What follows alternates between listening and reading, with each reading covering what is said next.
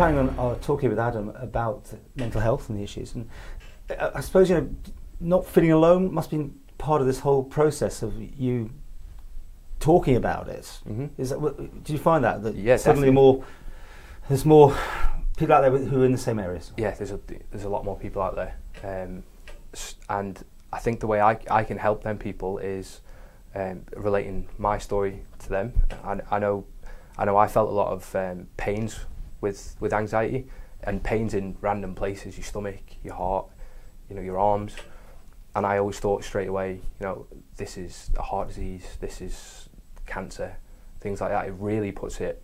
What you say? You get pains, I think. Yeah, is your heart going too fast? Yeah, like yourself, you feel like an odd pain every now and again. Yeah. Well, when you're in an anxious state, that heightens so much that you think the pain just won't go away. So it sort of plays in your mind. Then, even if the pain's gone, it's sort of phantom pain. It makes you think that, the first thing that comes to your head is, I've got cancer, I need to go to the hospital. This is why I'm feeling this way. You realise in the old days people just say, just get out of this mode or something. Exactly.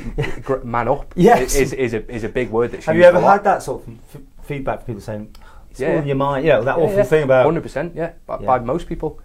Because unless you've been there, you can't understand it. And I've never understood it until I had it. I always used to think, no, you can't be depressed. You can, go and get a cup of tea, you'll be all right. Or go and have a chat and you'll be fine. When really it's a lot deeper and a lot harder than that.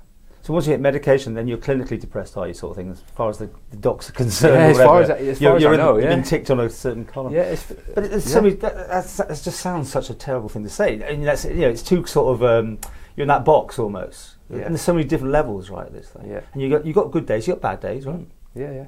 I mean, I'm a 27-year-old lad. I play a lot of football over here, so I didn't want to be put in that box as such. I didn't want someone to tell me, this is all in your head, this is, you're anxious and it's putting you into depression, because I couldn't leave the house, I couldn't be around my child, I couldn't play football, I couldn't do any of them things, so I didn't want to be put into that category.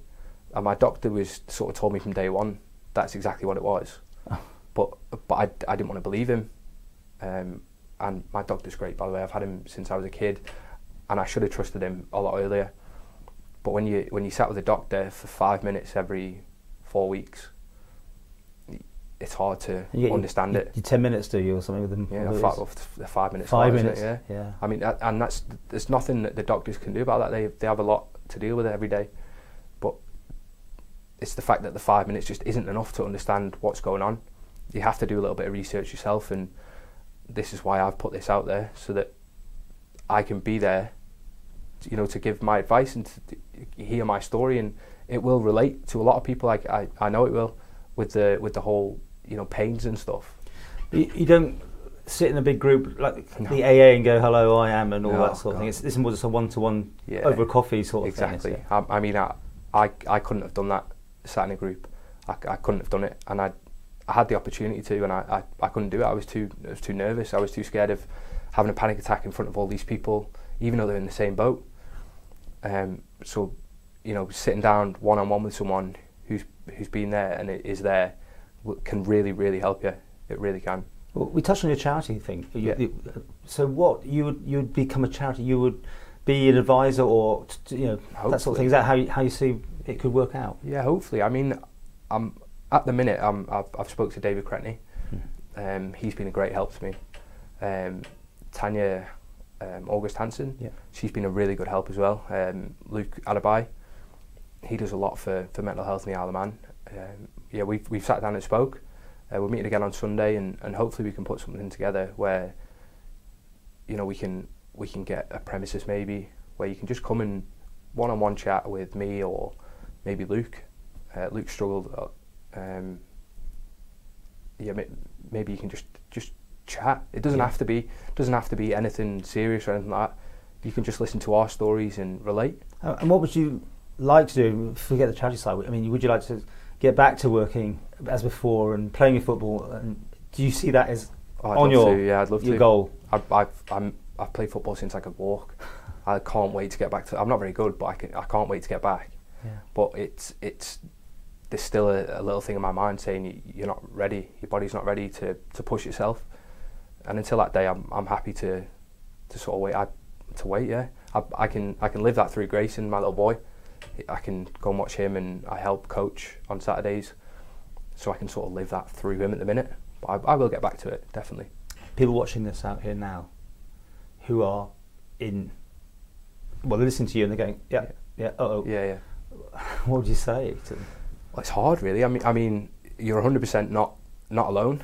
I've had hundreds of messages privately asking to chat with all different age groups. I mean, there's a lot of people in this situation.